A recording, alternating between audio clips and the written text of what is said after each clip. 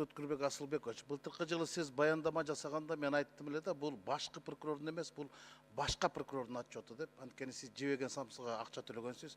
Эми башка прокурордун эмес, башкы прокурордун деп бир ыңгай суроолорду берип берейин. 2 күн мурун ГРСтин мамлекеттик каттоо кызматынын 2 жетекчиси орун басар, анан ГП Инфокомдун жетекчиси камакка алынды. Канчалык деңгээлде ушуну мыйзамдуу деп эсептейсиз? Эмирскел Шыныбекович, тергөөчү самостоятельное лицо. Эгерде адамды 2 суткага кармайм десе, анын укугу. Жо, сиздер иш козгодуңуздар да, мыйзамдуулугун айтып атам. Ооба, иш козгогон башка, тергөгөн башка. Жазык процессуалдык кодекс боюнча. Тергөөчү самостоятельное лицо. Ал өзүнүн чечимдерин өзүнүн атынан кабыл алат. Бүгүнкү күндө 20-48 саатка ал шектүүнү кармаган. Эгерде эртең бөгөт коюу чарасын айыбын угузатган болсо, эскиче айтканда азыр кабарлоо прокурор бериш керек. Эгерде биз далилдердин бардыгы жетиштүү болгон болсо, тийиштүү башкармалык окуп чыгып, анда биз кылмышка шектүү катары 3 адамга тең кабарлоо беребиз. Эгерде биз кошулбай турган болсок, анда кабарлоо бербейбиз дагы. Анда камактан чыгарылуу боюнча мыйзам талабына айылып өзүбүздүн укугубузду колдонобуз. Бирок УКМК урдуруп атпайбы? 253 миллион сом мамлекетке зыян келди. Зыян келгени аныкталганбы? Дем ал иштин козголгон фабуласы боюнча, кылмыштын боюнча. Ал жерде жеңилди, арзанды көрсөтпөй, көбүн көрсөткөн 253 миллион зыян келип атат. Ошол паспорттардын бланктарын 150 сомдон кымбат көрсөтүп калды деп, ошондой факты менен козголуп атат. В отношении конкретно бир лицонун үстүнө эмес, по факту түшүп атат РППга катталып. Кызматтык кылмыш катары.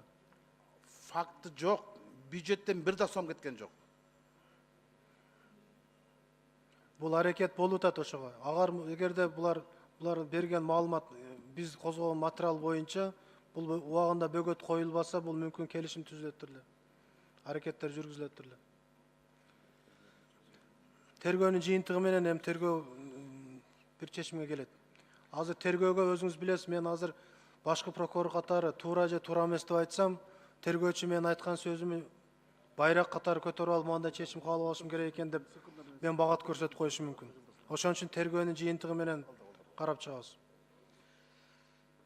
Кылмыш жаза кодексинде мындай бар. Адам анын күнөөсү аныкталган аракеттер жасагандыгынын натыйжасында келип чыккан кесепеттер үчүн гана жаза жоопкерчилигине тартылууга жатат дейт. Бул жерде зыян да аныкталган жок. Кесепет да аныкталган жок.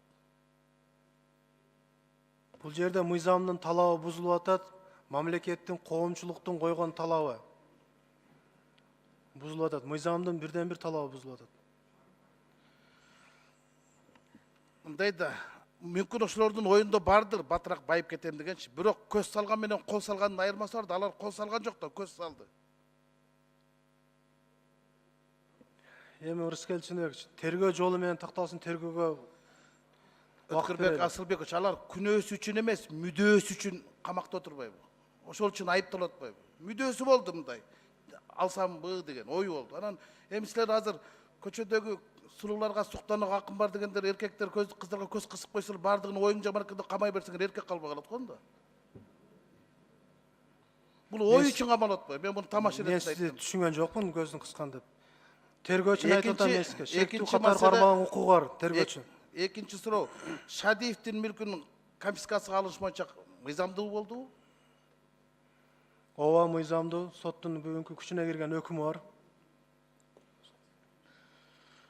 Туура, мен дагы буну мыйзамдуу деп эсептейм, анткени соттун өкүмүндө конфискациялансын, эркинен ажыратылсын деп турат. А бирок андан мурун Нариман Тулеевдин камакка алынсын деген мурунку бийлик чечими соттун өкүмүн карап чыктым, 3 өкүмүндө тең бар, камакка алынсын дейт. А булар конфискага салды. Ал жаза мөөнөтүн өтөп чыкты.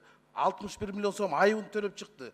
А бирок силер мамлекет рейдер кылып, мурунку прокурор, мурунку жогорку соттор мүлкүн алып койбодуңар. Бул адамдын конституциялык укугу бузулду, УПК бузулду. Экспертиза далилдеди.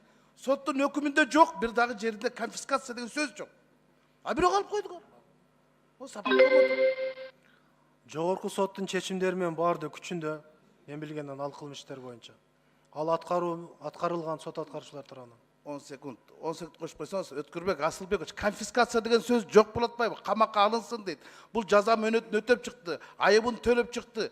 Мүлк қамақтан шығарылады да. Анан УПК боюнча ошол жазаға кылмыш иш негизинде гана мүлк камакка алынат да. 10 секунд. Автобустардан эгер пайда көргөн болсо ошону төлөп чыкты. Анан неге атасынын, бажасынын мүлкүн камакка алып койдуңар, тартып алдыңар? Мурунку бийликтин иши. Буну жаңыдан ачылган жагдайларда карап чыксаңыз, заключениелер бар. Ушуну сурайын, рахмат. Түшүнүктүү.